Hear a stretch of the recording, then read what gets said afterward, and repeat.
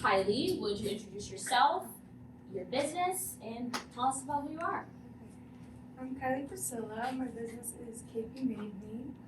I started doing fashion when I was about 12 years old. I went to Harkness for fashion, so I learned kind of the basics there. Just kind of ran with everything that I learned there and developed my skills. We're the Dirty Locker. I'm Ryan. I'm Carson. And we started actually doing this in like 2021, but we've been friends. We're actually partners. We're in a relationship also, but we've been doing this for like 5 years now, and it started off as just like a hobby because we do secondhand and vintage clothing, and it really turned into like a passion project, and it became like a creative release for photography and different like creative like realms and stuff like that. So we built the brand through like the community and like creative like stuff like that. My name is Ron Langhorn. I'm a certified golf coach. My brand and my business is I'm just a golfer, so I do golf lessons predominantly. I ended up making this for myself, and a lot of people like this, so then I kind of just took a shot in the dark and said, hey, here we are. Hi guys, I'm James, and my business is House of Rage.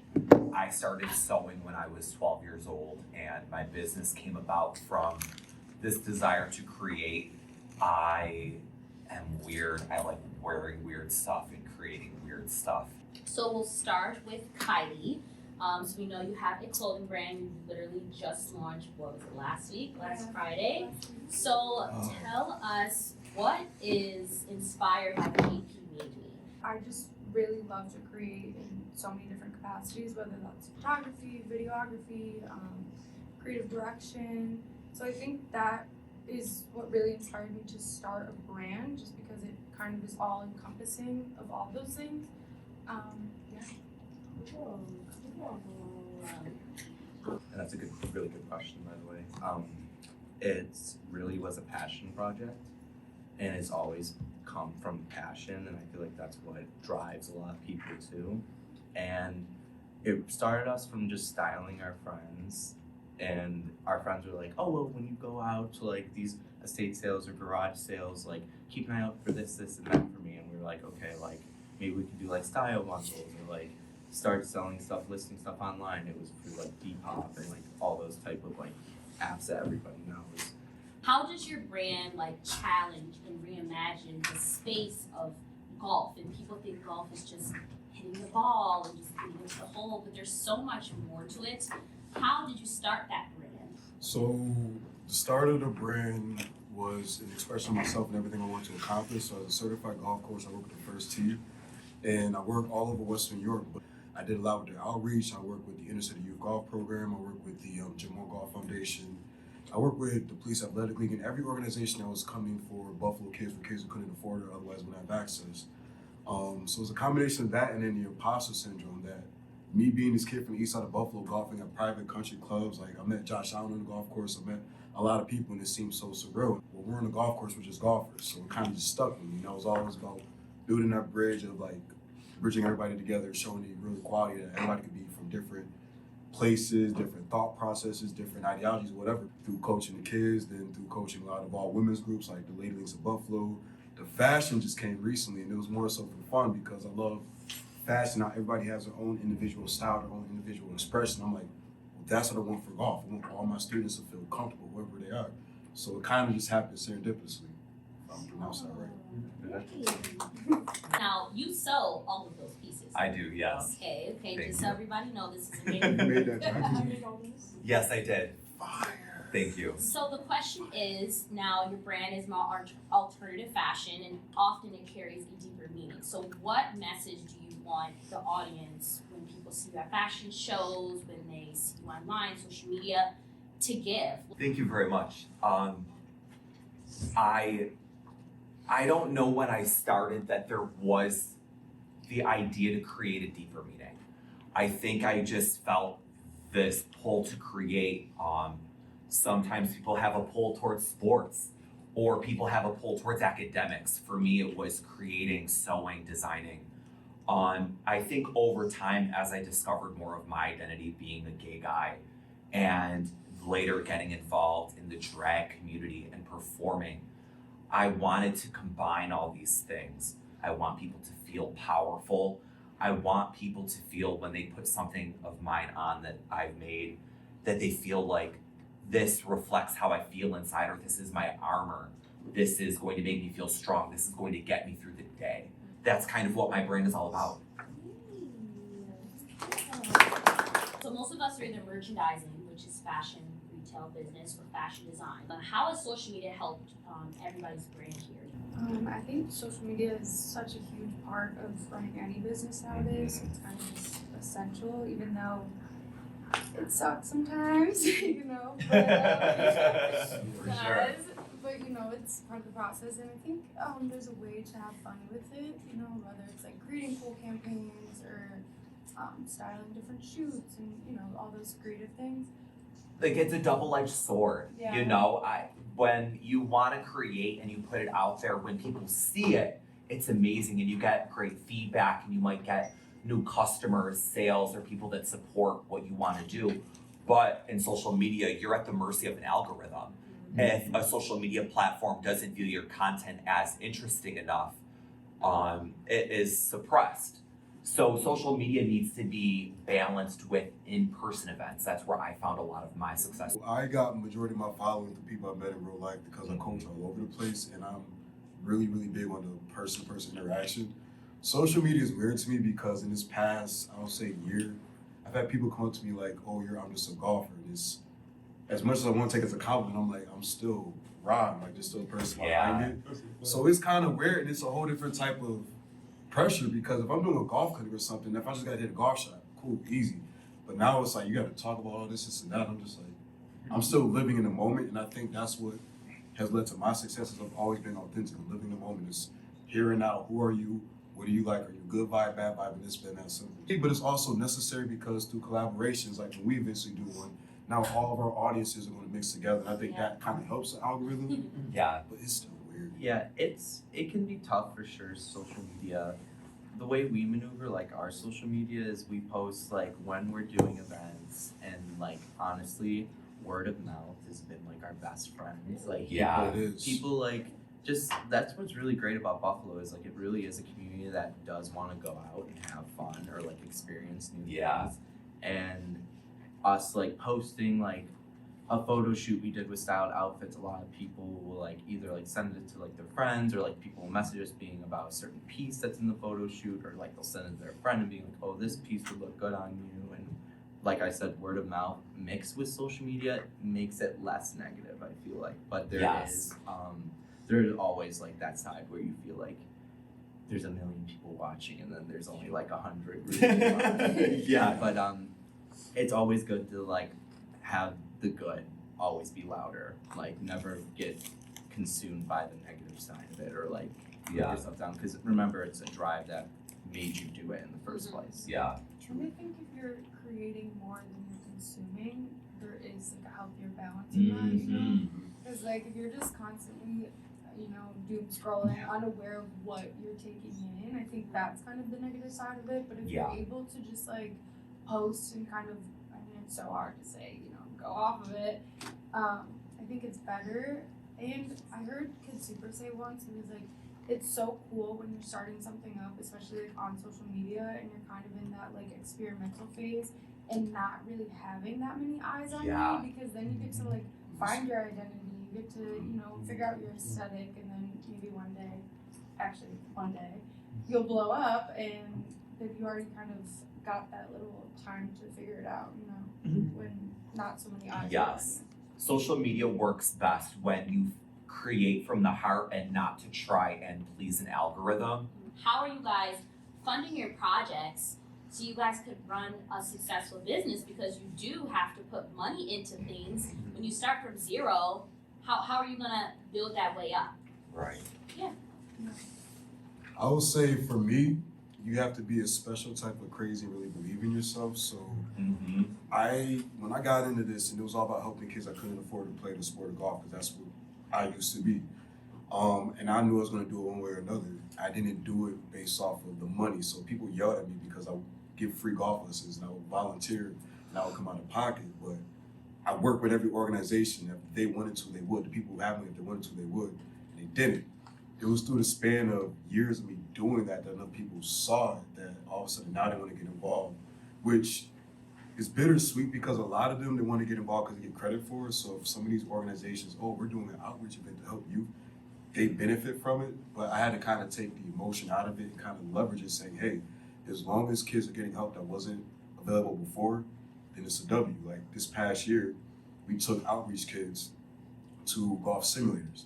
My big mission for this year was to have these kids go to the #1 facilities that everybody else was going to get exposed to that at a young age. And I did that on my own, personally through sponsorship with Encore.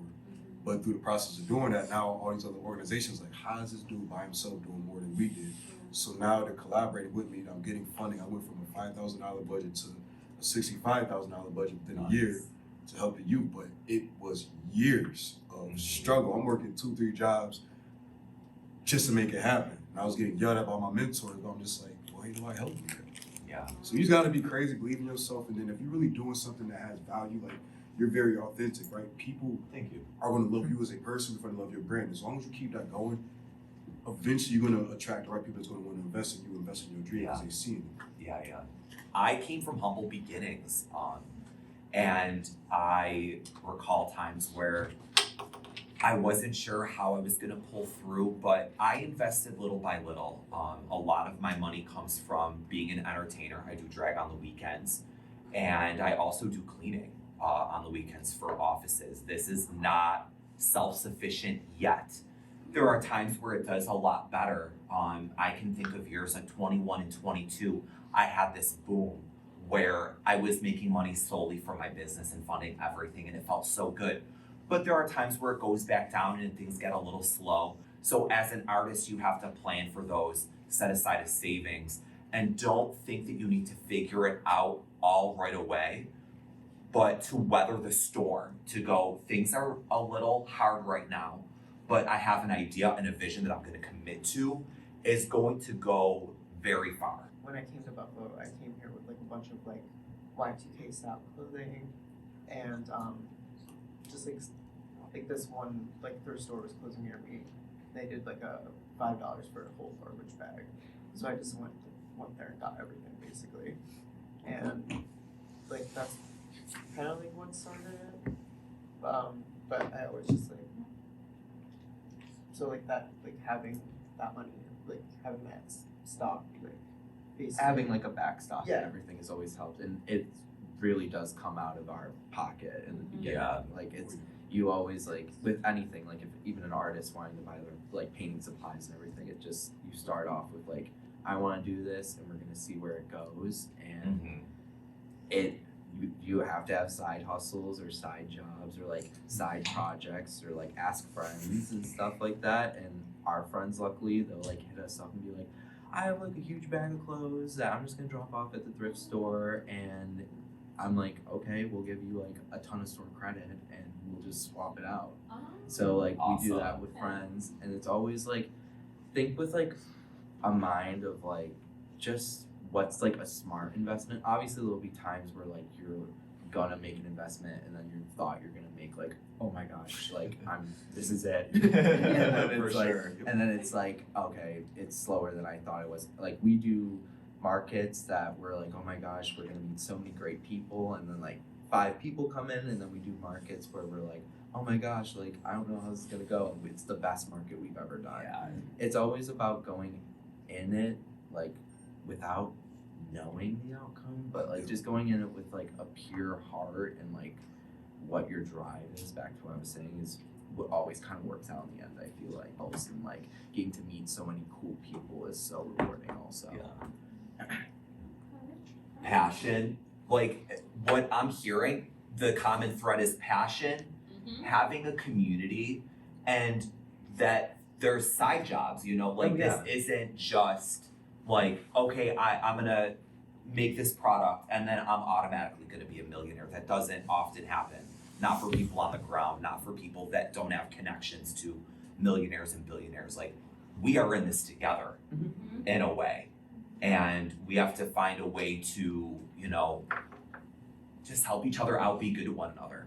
Let's talk about challenges. I feel like we need to get into that and talk about what, and be honest with us, we wanna know, like, what has been the most challenging part? Has there been moments where you've been like, I'm done, I don't wanna do this? Or has it been moments where you're like, okay, this is challenging, how can I turn this into something else? Like we first started, we like moved to Buffalo from Pennsylvania. I was really into like, we got really into like 70s vintage and stuff like that. And like Brian's really into that stuff.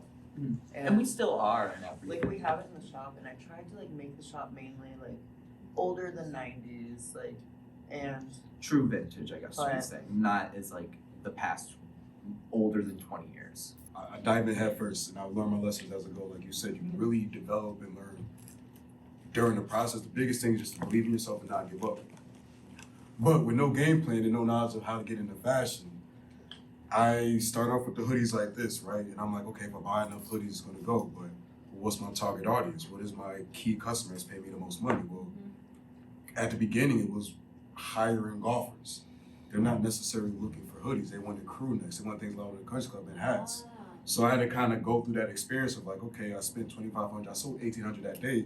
It sounds good, but how do I level up from there? And how do I now appeal to all my different customers? Because my customer base is so diverse. So it was a lot of game planning, because when it was just golf, it was easy. Like, people come to me, they want to learn how to play golf. I don't really have to advertise myself because of word of mouth. So now with this, I had to figure all that out. You're going from the employee mindset to a whole different type of mindset, and it requires you to really believe in yourself. So it's hard to believe in yourself that much and then humble yourself to be like, dang, I still got a lot to learn. Yeah, there's always room for learning and growing and with anything, business, like anything like that, because it's all about like getting better at what you're doing. Like nobody's 100% perfect at anything. Like, Yeah. I think for me, since I started so young making clothes and selling clothes, I was just such a crazy artist. Like, all I cared about was like screen printing and being messy and sewing like a lunatic and like being nuts, literally. That I kind of really neglected the business side to it, you know? Yeah. And I was just like, well, I'm the artist, so it's all gonna work. But then it's like, no, girl, you gotta put your foot in the business world because it's a whole different game. And it's a lot to do both, you know, be the artist and running a business at the same time. But I think the past like 2 years, I've learned so much about running a business, and I've experienced so much that plays into that. So yeah. I started my business in 2019, and a couple years before that, I was sleeping on my friend's floor. I struggled with addiction, and I'm now sober, and that has been, thank you. Come on, that's big. That's big. And my business has helped me give me direction. I had a surge of sales and a lot of good friends, new people I did not know. I have sold products to all 50 states with my Etsy and my own website. Wow. And it slowed down again, and I thought, okay, what am I going to do? I wanted to be like a store in the mall, because that's where my background was like retail. And I wanted to constantly make a wristband or a necklace, and constantly make these products that are lower price point and easier to sell. But you get burned out with that. And I thought, how am I going to pivot so I can stay afloat, make sure that the bills are paid? And I realized that trying to be a wholesaler was not working for me. So now most of my focus is custom made garments for local entertainers in the community. It's easier to be an artist, but it's hard to have that analytical, more textbook brain. But you have to make sure that your taxes are paid quarterly or yearly. You have to make sure that your insurance is paid. You have to make sure that you're making money, you know, because while it would be amazing to just make art and you know, have the foundation to do that and not have to worry about resources, but you have to make sure that you're making money to constantly fund your projects. And you have to figure out a good balance between the two, because you don't want to only focus on money and then lose your passion and you don't want to only focus on your passion where you're losing your stability. So I have two more questions. Just what is an advice that comes from your heart that you like to share with all of us? I think be delusional, be as delusional Yes, as yeah. possible. Yeah. And also, not everything happens so cookie cutter. A lot of the opportunities that I've been presented have come from literally God knows where. Things just kind of happen once you start getting your foot in different doors, and yeah, just be super delusional. For sure. Definitely. Simple. I will say two things. Number one is balance, because like you said, I'm kind of stepping into that now where transition to a business mindset, because I was so used to working 2-3 jobs and then having fun with the passion, but when you really think like a business, it's like, oh, I can make the same amount of money, if not more, through my passion. It just requires work. So you need balance. You got to have an end destination in mind. You got to see it and believe it and meditate on it every day. And if you really do, your thoughts and your actions will kind of gear towards whatever that dream and passion is. So you really first have to really define what it is that you want. And you got to feel emotionally attached to it. You got to really like close your eyes and picture yourself being there. So for me, it started off as like, how can I create a pathway for kids to get into golf? Number one is balance. Number two is just have the end destination in mind and meditate on it to the point where you are obsessed with it.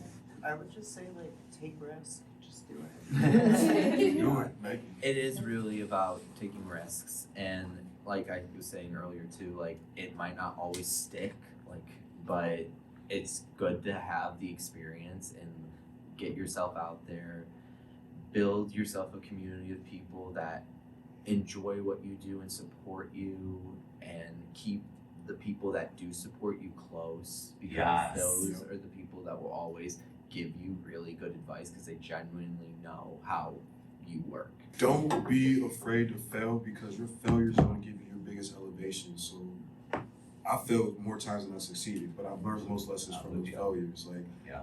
sometimes it's as simple as, how can I not be in this position again? Like, we both went through some struggle, and eventually you get sick of whatever it was, addiction or anything Yeah. else. Like, eventually you look in the mirror and be like, all right, I do not want to be in this position again. So for me, it's reading a book. For you, could have been something else. But don't be afraid to fail. Don't be afraid to take risks, because Mhm. that's what's going to open up the most doors. Do what inspires you, because like for me it's like my younger self, like I know like I would be really happy with what I'm doing right now. Like I would be very Yeah. like, okay, you're doing what I want to do. To end it off, I guess this is our last question, and you guys ask questions to the guests. How do you personally stay motivated during tough times, and what keeps you grounded and humble? Well, what keeps me grounded and humbled for sure is just that I know that this is just Buffalo, and not to sound rude at all. You get a main character mentality complex, and they forget like this is like the city of good neighbors, and I keep saying that in the community and everything because it truly is. Like once everybody works together and there's not like people being in competition with this, like I see a lot of like what we do, like vintage brands and stuff like that, they'll host markets together and all work together, or like at different markets and stuff like that. And that's how these brands get more recognition from more people from the community. It's from working together. So I feel like the best way of staying humble is not getting that main character mentality, because it really does. It taints it. I feel like it makes, because there's always room for growing. Like I was saying, there's always room for mistakes, and then you learn for those mistakes. Like it's just really is just about remembering what you want to do. I want to piggyback off of that and say, in business and in artistic fields, competition happens at the bottom, collaboration happens at the top. Exactly. Yes. That part. That part. And that's not from me, I didn't make that quote, but it is it's an amazing quote. It's real. And you will find new people when we work together. When I started meeting people from the community that really elevated themselves, then it was back to collaborations again. Yeah. But I'm glad you said that, because I haven't heard it before. Yeah. That is so real. Thank you, yeah. What keeps me motivated is just like the people around me, you know, and this community that I've built around me, and seeing the cool things they're doing, especially like Yeah. some of my friends in like New York City, like Complex Con, like doing these crazy things, and I'm just like, okay, if they're doing it, I could do it too. Exactly. You know, and like, Friends will inspire you and bring you yeah, up. for real, and right, and you're friends, so it's like especially like for my business, if I see a part that like someone I know would fit great into, like of course I want to bring that person into that. Yeah. So- One of my favorite pieces that I made was for Rochester Fashion Week, and my friend Frankie Hernandez is an amazing painting artist, and I cut out the fabric pieces for this garment and he painted on them, and it's one of my favorite things that my brand has ever produced, and it was with my friend. And as we were growing up, there was that kind of competition of like, I want to do this and I want to do it well. And I don't know where that comes from, but I think as we got older, it was let's build each other up, let's support one another, you know. And he's been such a big supporter of mine, and it was great to like bring him into my world and like work with him. So, yeah. Well, that's it for that. Give everybody a round of applause. Now we're gonna open up for questions. Please ask anybody a question. You guys can go. Well, y'all got a lot to say, huh? Anybody got, Yo. anybody got a question? How long did it like take for you? I don't know how to word it, but like how long did it take for you to like start seeing like I guess continuous like success? Like Yeah, yeah. Success I know what is you not mean, yeah. continuous. it's Yeah. not continuous. It has ups and downs. Right, and it's in so many different forms. Like it's kind of like if you measure success in like making a lot of money, you know, that's one thing. But also like success for me has been like some of the opportunities I've got, Yeah. you know, like working with Westside Guns brand and New Era and stuff like that. And those things to me, even though they weren't really liquid in the sense of like money, the experience is so much more valuable, Yeah. you know. So I think it's how you measure.